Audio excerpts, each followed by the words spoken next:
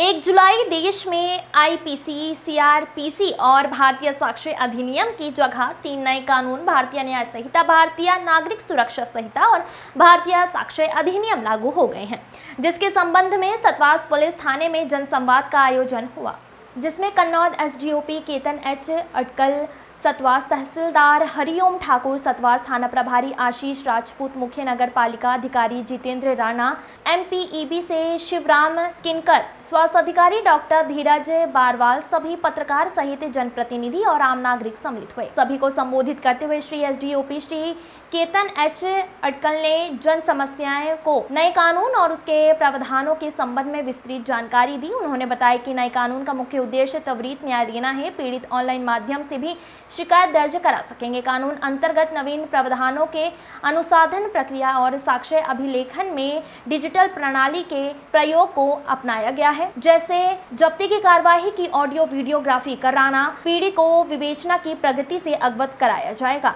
बदलते आपराधिक स्वरूप को देखते हुए नवीन परिभाषाओं और विवेचना में तकनीक का प्रयोग होगा। उपरोक्त बिंदुओं पर विस्तृत चर्चा करते हुए श्री केतन एच अटकल द्वारा भारतीय न्याय संहिता, नागरिक सुरक्षा संहिता और भारतीय साक्ष्य अधिनियम के अन्य नवीन बिंदुओं पर प्रकाश डाला गया। नवीन कानून की प्रमुख बातों को उल्लेखित करते हुए जानकारी दी गई।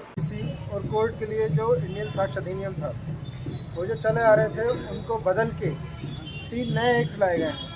पहला बीएनएस, भारतीय न्याय संहिता। दूसरा जो आईपीसी की जगह आया, इंडियन पिनल कोड की जगह। दूसरा बीएनएसएस, भारतीय नागरिक सुरक्षा संहिता, ये सीआरपीसी की जगह आया है। तीसरा भारतीय साक्ष्य अधिनियम ही है, इसमें थोड़ा बदलाव किए जो कोर्ट के लिए।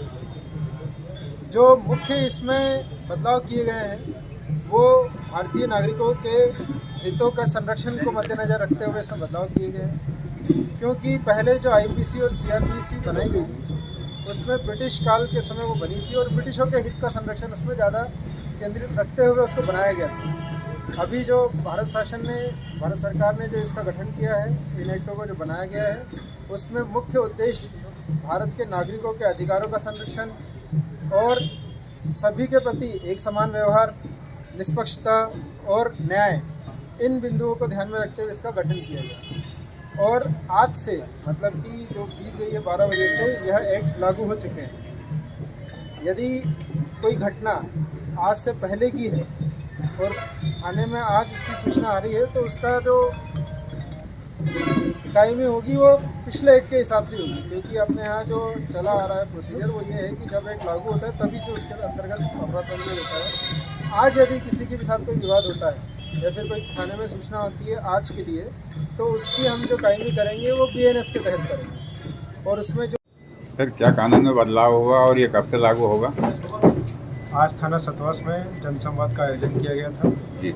यह जनसंवाद का मुख्य उद्देश्य था कि 1 जुलाई 2024 से जी जो 3 नए अधिनियम है, जी, बीएनएस, भारतीय न्याय संहिता, भारतीय नागरिक सुरक्षा संहिता और भारतीय साक्ष्य अधिनियम जी, इनमें जो बदलाव हुए हैं जी, जो आईपीसी की जगह और सीआरपीसी की जगह रहेंगे, उनके संबंध में आम जन को बताना था जी। और अब से आईपीसी और सीआरपीसी की जगह इन्हीं अधिनियमों का उपयोग किया जाएगा।